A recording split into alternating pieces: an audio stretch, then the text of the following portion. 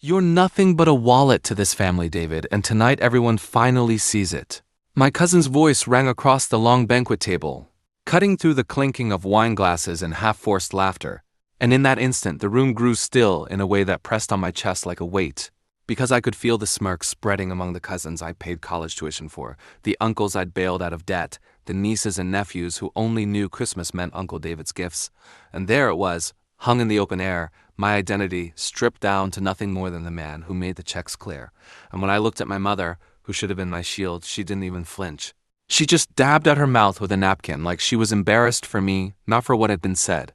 Before we get deeper into this story, make sure you're subscribed. And tell us in the comments where in the world you're listening from. My name is David Carter. I'm 36 years old, and I was born and raised in Indianapolis, Indiana, where the winters cut sharp across the plains and the summers cling with a humidity that makes your shirt stick to your back before you've even made it to the car. And I swear to you, sitting at that birthday dinner, my own 40th, they'd pretended was a surprise. I realized something that would change everything, because while they were laughing at me, while they were toasting with the expensive champagne I had bought, none of them knew I had already prepared for this moment, a quiet insurance policy they'd never suspect, a detail invisible to everyone in that restaurant but me, and though I felt my ears burn with the humiliation, I also felt the faintest curl of a smile on my chest. The thing about my family is that they never understood the kind of hunger I grew up with. The way I built myself from the ground up working shifts at the Speedway gas station before I even had my license, or the way I studied accounting at Ball State by day and drove late-night delivery routes by night, telling myself over and over that money was freedom, money was safety. Money was the only way I could keep the people I loved from ever knowing the kind of scarcity that gnawed on me as a kid, and in some twisted way, maybe that's what made them so comfortable turning me into their personal safety net. It started small, helping my brother Lucas cover rent after another failed business venture, spotting my cousin Melanie when her credit card got declined at a family brunch, buying a new furnace for my parents when theirs finally gave out. But little by little, the favors became obligations, and the obligations became expectations, and by the time I was 30, successful, with 2 offices in Indianapolis and another in Cincinnati. I wasn't just David anymore. I was David will take care of it. A phrase that rolled off their tongues as naturally as grace before meals. And yet, I kept giving, because I believed that loyalty meant something, that family mattered more than money, that if I just poured enough into them, one day they would pour something back into me. But the truth I had been too stubborn to admit until that night was that some people see generosity not as love, but as weakness, a resource to exploit until it runs dry.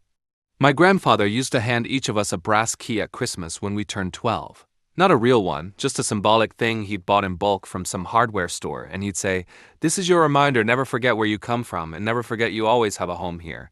And while most of my cousins left theirs rattling in junk drawers or lost them within a year, I kept mine on a thin leather cord in my desk, because to me it wasn't just a trinket, it was a promise, a symbol that belonging meant more than blood or money, it meant respect. So when my cousin's words echoed in the restaurant, when the laughter grew louder, when even my younger brother Lucas smirked and said, "Don't look so hurt, man. You know it's true. You buy your way into love," I thought of that key, how I kept it polished all these years like some fool clinging to an idea that had died long ago. And in that moment, I decided quietly, without fanfare, that I would not just fight back. I would end this game once and for all. They thought I was cornered, that their mockery would pass like another round of drinks. But what none of them realized was that by mocking me publicly, by tearing away the illusion of respect, they had finally given me permission to do the one thing I'd been holding back from all these years. To make them feel the cost of underestimating me, and to do it in a way they'd never see coming. Back then, as I raised my glass to toast them through the burn in my throat, I didn't know just how poetic that revenge would become. But I did know this. Every key has a lock, and some locks open only when the right betrayal finally turns them. The weeks after that dinner stretched like a long shadow I couldn't quite shake, because every time I walked into the office or sat across from a client over coffee at Caf Pitachu, their voices replayed in my head. Not just the words themselves, but the way they said them, the smug grins, the glances exchanged, as if they had finally pulled the curtain back on me and the truth was ugly. And though I smiled and carried on, inside I was cataloging everything, who laughed first, who stayed quiet, who piled on when they thought it was safe. Because betrayal has a way of sharpening your memory like a blade. Lucas, in particular, seemed to revel in it, suddenly making little digs at family gatherings, telling stories that painted me as some desperate workaholic who needed to buy affection.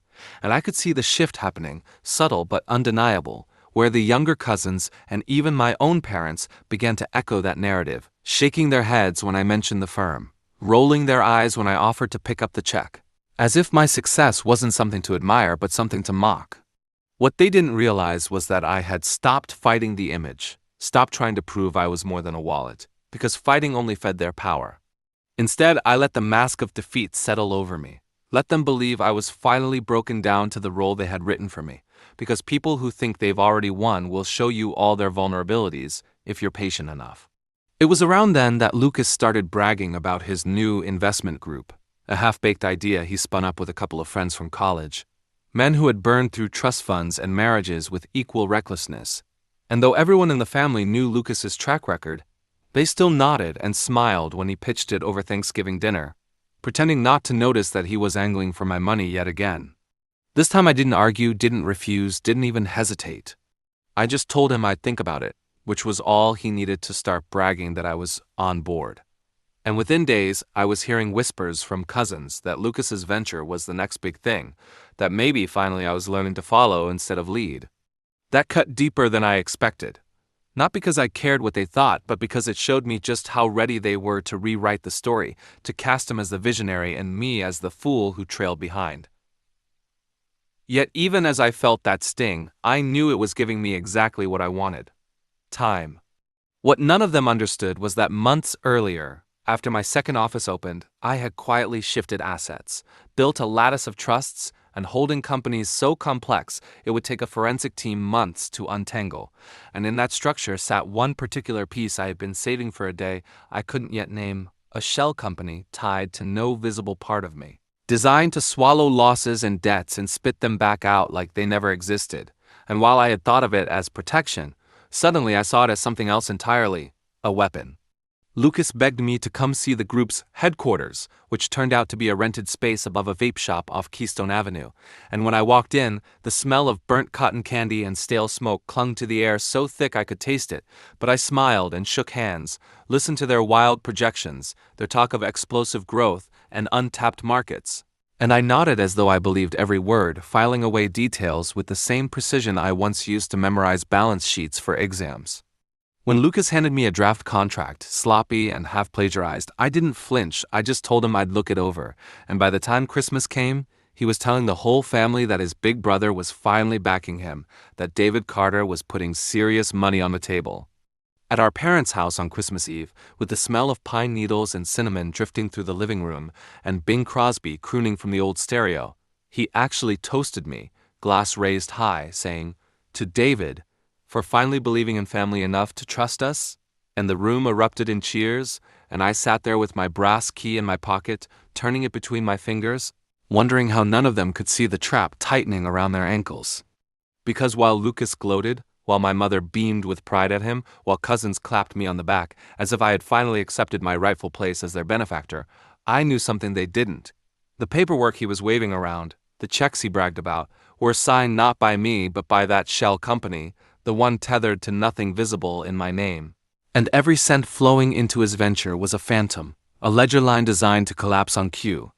Still, for every quiet thrill I felt in preparing that, there was the sting of their day-to-day dismissals, my father refusing to ask about my firm's new expansion, my aunt joking that I should just buy Lucas's group outright so I'd finally get some real respect. My own brother sneering when I mentioned how hard I'd worked to get here, and those cuts layered one atop another until even strangers could feel the tension.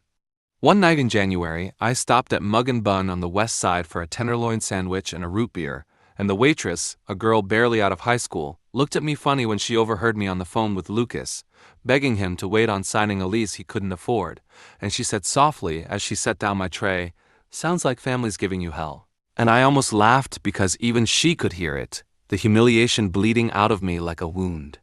But instead of correcting her, I just thanked her, because in her pity I saw the shape of what was coming.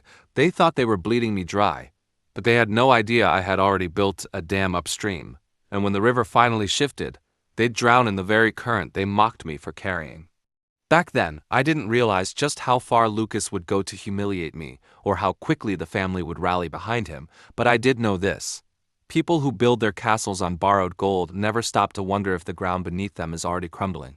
By February, the cracks in Lucas's so-called investment group were already visible, though you wouldn't have known it from the way he strutted around family dinners or community events, bragging about our capital reserves and our upcoming expansion. Words he could barely pronounce right, but delivered with the arrogance of a man who thought he had finally climbed out from under his older brother's shadow, and the more he puffed up, the more the family fed him. My mother bragging to church friends about Lucas's genius, my father slapping him on the back and muttering that maybe he was the true entrepreneur in the Carter bloodline. And through it all, I kept my head down, playing the part of the sidelined financier who had given over the reins, because the key to a good trap is letting your prey believe the cage is theirs to build. The deadlines began to mount when Lucas announced a grand unveiling for Easter weekend, promising a showcase event at a downtown hotel where investors and family alike would see his empire in motion. And though he told me with a smirk that my presence wasn't necessary, people want to hear from me, not the guy cutting the checks, I agreed without protest, because what he didn't realize was that by staking everything on a single weekend, he was tightening the rope around his own neck, and all I had to do was wait for gravity to do the rest. At the office, I kept moving pieces quietly, making sure the shell company's commitments were timed like dominoes, each set to fall in sequence the moment Lucas triggered them. And though I sometimes caught myself wondering if I was going too far, if perhaps my anger was steering me into dangerous waters, I only had to remember his words that night in the restaurant. The laughter in my mother's eyes, the brass key I rolled between my fingers in the dark. To know that this wasn't just about money, it was about dignity, about reminding them all that I had built something they could never touch. Still, there were moments when the humiliation deepened before the revenge could take root. Like the night my aunt invited me to dinner and halfway through dessert asked if I was relieved to let Lucas carry the torch now, saying with a laugh that I must be tired of pretending to be the family's savior, and I smiled through the sting, excused myself early, and drove aimlessly down Meridian Street with the windows cracked against the cold, the smell of wood smoke drifting from chimneys, telling myself over and over that the storm was almost here. I left subtle clues in plain sight that no one noticed: emails marked draft in the company system, invoices routed through the shell accounts, contracts signed by names that didn't exist, and every time Lucas bragged about landing new clients or upcoming deals, I knew he was tying himself tighter to those very fictions, and the irony tasted so sweet I almost pitied him. Almost. The week before Easter, Lucas cornered me at our parents' house, waving a set of glossy invitations he had printed for the unveiling, his eyes gleaming as he said, "This is it, David, the moment they finally see I'm more than your charity case." And though I wanted to tell him that the only thing they would see was his collapse, I just clapped his shoulder and said, "Make it count." He walked away thinking he had finally beaten me, and in a sense, he had, because the David he thought he was conquering no longer existed. Only the shadow of him remained, quietly pushing the final stones into place. On Good Friday, I drove to the hotel where his event was to be held, the ballroom still empty except for staff setting tables, and I stood there, imagining the room filled with our family, with investors, with neighbors who had whispered for years about Lucas's failures, and I felt the brass key heavy in my pocket, remembered my grandfather's voice telling us it was a reminder of home, of belonging, and I thought, what better lock to fit this key than the moment they chose to exile me from my own bloodline? Because that's what the humiliation had been, really not just a slight, but a declaration that I was not family, just a bank, a function, a wallet, and if that was the cage they had built for me, then I would show them what it felt like when the bars snapped shut. Lucas spent the final days before Easter practically living at that hotel, texting me at odd hours asking for last-minute transfers, contracts to be signed, details to be confirmed, and I gave him everything he asked for, watching as he unwittingly pulled lever after lever in the machinery I had built, until every dollar, every obligation, every false promise was primed to collapse in unison. On Easter Sunday, the city bloomed with early spring, the trees along Washington Street showing pale green buds, the air carrying that faint earthy scent of thawed soil, and while families filled churches and children hunted eggs in backyards, I dressed in a charcoal suit and drove downtown, my stomach tight with a cocktail of nerves and anticipation, because though I had prepared every step, the moment was no longer mine to control, it belonged to the trap, and the trap was already closing. As I walked into the hotel lobby, the air thick with lily and polished wood, I could hear Lucas's voice booming from the ballroom, already mid-speech, already claiming victory, and I paused for just a second at the door, letting the sound wash over me, knowing that when I stepped inside, I was walking not into a celebration, but into the crucible where every grudge, every slight, every smirk would finally burn away. Back then, I didn't know just how viciously they would turn on me once the fire caught, or how quickly the laughter would curdle into rage, but I did know this. Every performance has a curtain call, and Lucas was about to learn the cost of playing the lead in a story he never wrote. The ballroom smelled of lily and starch when I stepped inside, round tables dressed in white cloths, champagne flutes catching the light like prisms, and all around me the air buzzed with the smug anticipation of people who thought they were about to witness a coronation. Not a collapse, and at the center of it all stood Lucas, my younger brother, his tie crooked in a way he probably thought looked rakish. His grin stretched wide as he pointed to a projector screen behind him, flashing charts and numbers he barely understood, talking about exponential growth and secured capital, as though the words themselves could conjure substance. And when he saw me hovering by the back, he smirked into the microphone and said, "Well, look who decided to show up. Give it up for my silent partner, David, the man who finally put his money where his mouth is." And the crowd actually applauded, relatives and neighbors clapping like seals, as though I had been brought here not as a brother, but as a prop in his spectacle. I nodded, smiling faintly, and slipped into a chair near the aisle, fingers brushing the brass key in my pocket like a talisman, and as Lucas strutted through his presentation, promising returns, unveiling contracts, bragging about clients who didn't exist, I could feel the trap quivering beneath us, waiting for the one final push. The moment came when he announced with grand flourish that new partnerships would be unveiled, tonight right here in front of everyone. And as he reached for a stack of folders, my mother actually rose to her feet clapping, my father beaming with pride, cousins snapping pictures like paparazzi, and I thought of that night months ago when they laughed at me in the restaurant, calling me nothing but a wallet, and I almost laughed myself because they were about to discover what happens when you mock the man holding the ledger. The first sign was small. The projector screen behind him froze, then blinked, then flashed an error message as if the numbers themselves refused to hold. And while Lucas fumbled with the remote, I pulled out my phone. One simple tap sending the sequence I had built months ago, rippling through the accounts, collapsing them inward like a dying star, and the effect was immediate. The first banker in the room, a heavyset man with a comb-over, checked his phone and frowned. Then another whispered something urgent to his wife. Then the sound of buzzing phones multiplied like locusts, and within minutes the ballroom that had been filled with applause was now a hive of confusion, voices rising, chairs scraping. Lucas tried to shout over them, insisting it was nothing, that there must be a glitch, but his voice cracked and sweat beaded his forehead. And then one of his friends rushed up to the stage, whispering frantically, and I saw the blood drain from my brother's face as he realized the accounts he had bragged about were gone. Not depleted, but obliterated. The contracts he had waived were void. The foundation he had staked his reputation on was smoke. A cousin shouted, "What's happening?" And another uncle muttered, "David, did you know about this?" And I could feel all their eyes on me, the same eyes that once mocked me, and I simply rose, calm, and said, "I told you all once that money was freedom, but what you never understood was that freedom belongs to the one holding the key." With that, I pulled the brass key from my pocket, held it up so it caught the chandelier light. The same key my grandfather had once given each of us as a promise of belonging, and I set it on the table with a soft metallic clink, leaving it behind as I walked toward the door, because that lock no longer bound me to them. Behind me, the room erupted, investors shouting, family members demanding answers, Lucas stammering into the microphone that it was a mistake, that I was sabotaging him. And though part of me longed to turn back, to see the looks on their faces as they realized that the man they had reduced to a wallet was the one who had orchestrated this downfall, I kept walking, because the real revenge wasn't in gloating. It was in the silence of my absence, in letting them choke on the ruins they had built.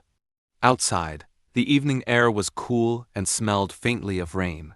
The city alive with church bells and laughter from Easter crowds spilling into the streets, and I felt a weight lift from me that had nothing to do with money and everything to do with shedding the cage they had locked me in.